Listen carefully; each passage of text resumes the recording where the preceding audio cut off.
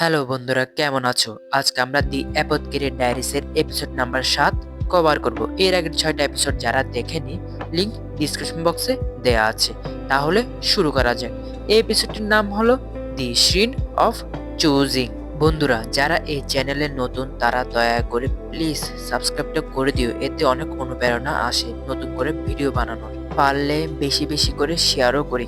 তাহলে শুরু করা যাক। এপিসোডের শুরুতে দেখা যায় যে মা মাও তার বান্ধবী শাওলানের সাথে একটি কলিগ্রাফি স্কুলে যায়। সেখানে মা মাও লক্ষ্য করে যে রাজপ্রাসাদের পুরনো এবং নিভৃত এলাকায় একটি বিশেষ মন্দির বা হিল আছে যার নাম শ্রিন অফ চুজিং। সে জানতে পারে যে এই মন্দিরটি রাজ পরিবারের উত্তরাধিকারী এক নির্বাচনের সাথে জড়িত একটি রহস্যময় জায়গা। এরপরে সম্রাট স্বয়ং মা মাও, মাস্টার জিনসি এবং গাওশুনকে নিয়ে এই মন্দিরের ভেতরে যায়।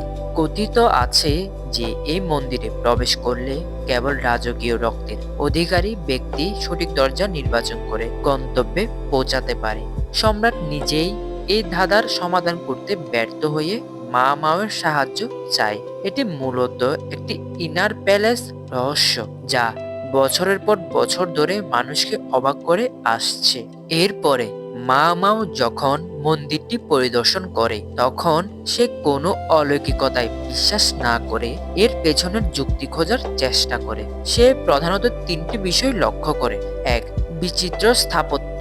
মন্দিরটি এমনভাবে তৈরি যেখানে আলোর খেলা এবং রঙের বিন্যাস খুব গুরুত্বপূর্ণ। দুই, পূর্বপুরুষদের ইতিহাস, যেখানে মন্দিরের প্রতিষ্ঠাতা বা রাজমাতা ছিলেন একজন বিদেশী। মা মায়ের ইতিহাস ঘেঁটে জানতে পারে যে সেই বংশের পুরুষদের মধ্যে একটি বিশেষ শারীরিক বৈশিষ্ট্য ছিল। তিন হলো বর্ণান্ধতা। মা মা বুঝতে পারে যে যারা রাজকীয় রক্তের উত্তরাধিকারী তাদের মধ্যে লাল এবং সবুজ রঙের পার্থক্য বোঝার ক্ষমতা ছিল না। একটি একটি জিনগত বৈশিষ্ট্য।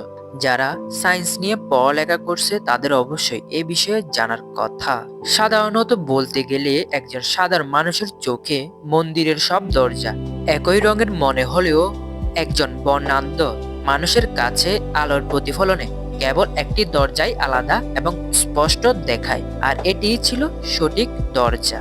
এই পর্বটিতে মাস্টার জিনসি এবং সম্রাটের মধ্যকার কেমিস্ট্রি ছিল অত্যন্ত গুরুত্বপূর্ণ। সম্রাট যখন মন্দিরের ভেতরে মা মাওর ব্যাখ্যা শোনে তখন তিনি মাস্টার জিনসির দিকে এমনভাবে তাকায় যা ইঙ্গিত দেয় যে মাস্টার জিনসি এ ধাঁধাটি সমাধান করার যোগ্য উত্তরাধিকারী হতে পারে। তখন মা মাও মনে মনে সন্দেহ করতে শুরু করে যে মাস্টার জিনসি কেবল একজন প্রাসাদের কর্মকর্তা নয়, বরং রাজ পরিবারের একজন অত্যন্ত উচ্চপদস্থ সদস্য, যা সম্ভবত সম্রাটের ছোট ভাই বা তার আসল সন্তান। মা মাওয়ের মতো আমরাও অপেক্ষায় আছি যে মাস্টার জিনসি আসলে কে সে ব্যাপারে জানার জন্য। এরপরে মা মাও সম্রাটকে বুঝিয়ে দেয় যে এই মন্দিরটি কোনো ঐশ্বরিক পরীক্ষা নয়, বরং এটি ছিল রাজবংশের বিশুদ্ধতা রক্ষার একটি প্রাচীন পদ্ধতি। যেহেতু এখন রাজ পরিবারের রক্ত অনেক রাজকীয় উপপত্নীদের কারণে মিশ্রিত হয়ে গেছে, তাই এই কালার ব্লাইন্ডনেস উপায়টি আর আগের মতো কাজ করে না। এই সত্যটি সম্রাটকে কিছুটা বিষণ্ণ করলেও তিনি মা মাওয়ের মেধার প্রশংসা করতেই থাকে।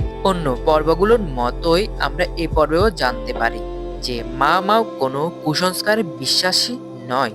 আর দ্বিতীয়ত হলো যে মাস্টার জিনসি যে সাধারণ কেউ নয় তা আমরা এই এপিসোডেও আরেকবার জানতে পারি। আর এখানেই এপিসোডটির সমাপ্তি ঘটে। বন্ধুরা, এই এপিসোডটি কেমন লেগেছে অবশ্যই কমেন্ট করে জানাবে। আর যদি ভিডিওটি ভালো লেগে থাকে অবশ্যই একটি লাইক করবে। ততদিন এই চ্যানেলটিকে সাবস্ক্রাইব করে এই চ্যানেলটির সাথে থাকতে হবে। আপাততের জন্য গুড বাই।